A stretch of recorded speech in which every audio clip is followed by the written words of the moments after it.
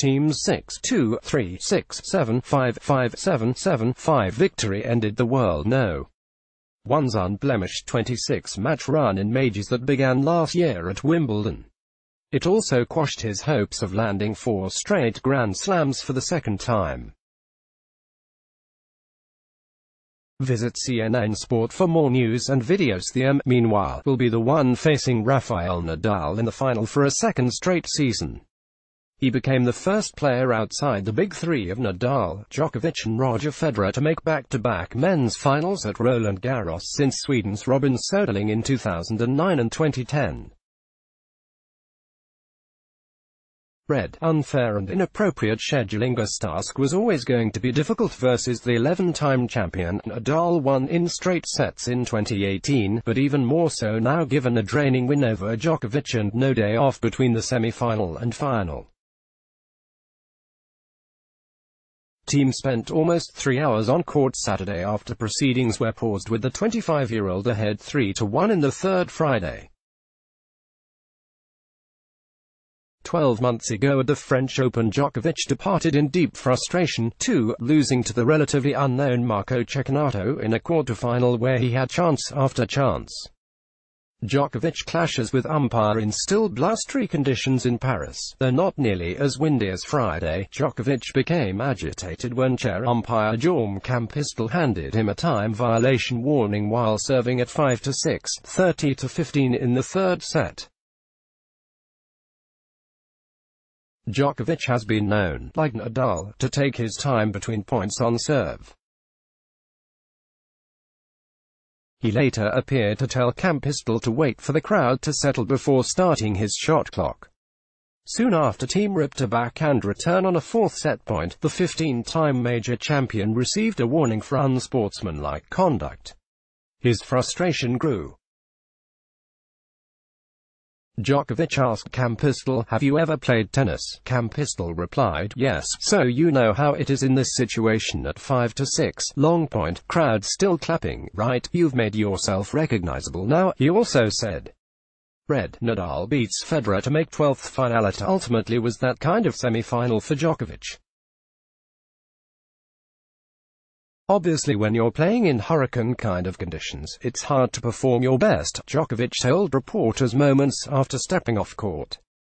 "It's really just kind of surviving in these kind of conditions and trying to hold your serve and play one ball more than your opponent in the court. That's what it felt like playing yesterday, due to the extreme wind." Djokovic asked supervisor Andreas Egli to stop the contest in the first set. He was rebuffed. He said, "As long as there are no flying objects coming to the court, we're good," said Djokovic. "I didn't know that an umbrella is not a flying object, which flew in the first game of the match, but that's the decision. I guess they know tennis better." After a second rain delay, organizers suspended play at 6:30 p.m. local time despite the rain stopping and the sun making an appearance. Some suggested Djokovic left the grounds before the tournament officially made the decision, but he said that wasn't the case. "I left when they cancelled the match for the day," he said. Asked why the postponement came, Djokovic replied, "I don't know. You can ask them." Upon the restart, Djokovic constantly pressured Team and got his reward to pull to 3-4 in the third. At 4-4 on another break chance, a 21-shot rally concluded with the Austrian hitting a drop shot winner off the net. The drama of the extended 12th game ensued, a game in which Team sent a routine backhand slice long on a first set point. A first serve into the body plus an ace fended off 2 more set points prior to Team anticipating Djokovic serving and volleying and crushing a backhand. Djokovic grabbed an early break lead in the fourth, but Team leveled and even led 5-4. Temporary reprieve, 1 game from victory, and at 0-15 on the Djokovic serve, Team errors helped relieve Djokovic hang on. As the tension escalated, Djokovic broke in the next game courtesy of a double fault. There were extended, breathtaking rallies, including when the speedy Team conjured another break chance by racing to a drop shot and deftly putting his angled backhand reply past Djokovic. Djokovic held firm but then erred on a break point at 1-1 in the fifth. And what a chance it was!